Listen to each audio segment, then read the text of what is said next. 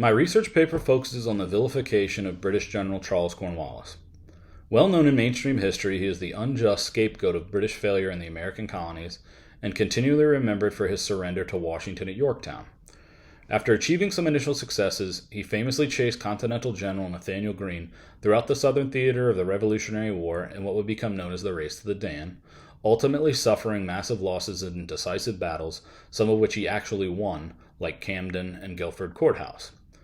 The focus of my paper begins with a discussion of his aristocratic familial background and the subsequent military and legislative career that developed. Cornwallis had many alliances within Parliament, even one that supported the protest of American taxation by the British government, along with prominent figures such as Lord Rockingham, William Pitt, and William Petty. Yet Cornwallis, as his ancestors had done after the Glorious Revolution of 1688, prioritized his utmost allegiance not to political opposition, but to the crown.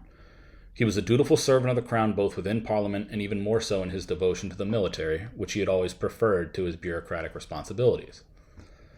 His military career led him to places like Turin, Italy, and Germany during the 7 Years' War, and later to Minorca and Ireland, where he would eventually become Major General. Cornwallis was not merely the type to fade into bureaucracy. His civic and military participation would increase as his parliamentary involvement would decrease. After years of hostilities due to the taxation acts placed upon the American colonies by the British Crown, rebellion would finally come to a head and Cornwallis would be sent to the Carolinas to instill British authority in the colonies under the leadership of his peer and eventual nemesis, Sir Henry Clinton.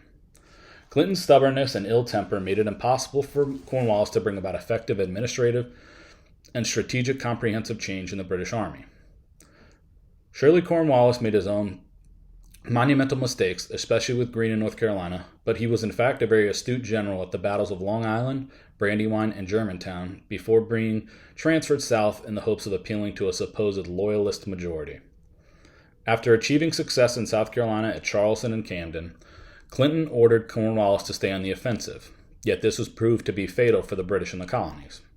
Soon after, Cornwallis would suffer a defeat at Cowpens and would lose over 1,000 soldiers at Guilford Courthouse.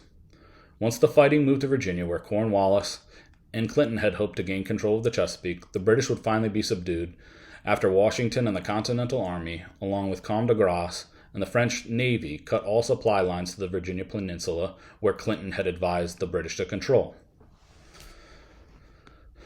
The historian John Bew states, "To dismiss Cornwallis is so thoroughly comes at the expense of the next quarter century of his life. A panoramic and fascinating career that took him to India, Ireland, France, and India again, in a series of bloody sagas, all of which were of world historical significance." Cornwallis would be granted the title of Governor-General of India in 1786, and would serve dutifully for the crown by protecting the interest of the British East India Company, as well as issuing reforms in the administration of the Indian Army and commercial reforms.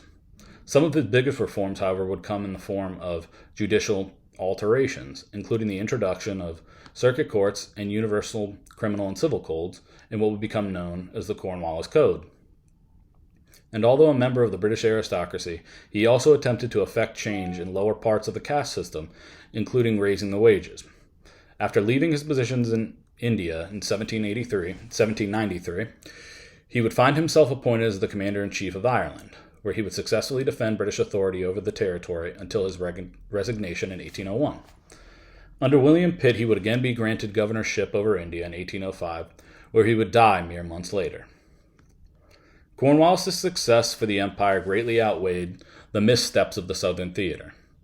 Cornwallis is known by most American schoolchildren, yet the commander-in-chief who ultimately enacted the British strategies in the American colonies, Sir Henry Clinton, is severely less known.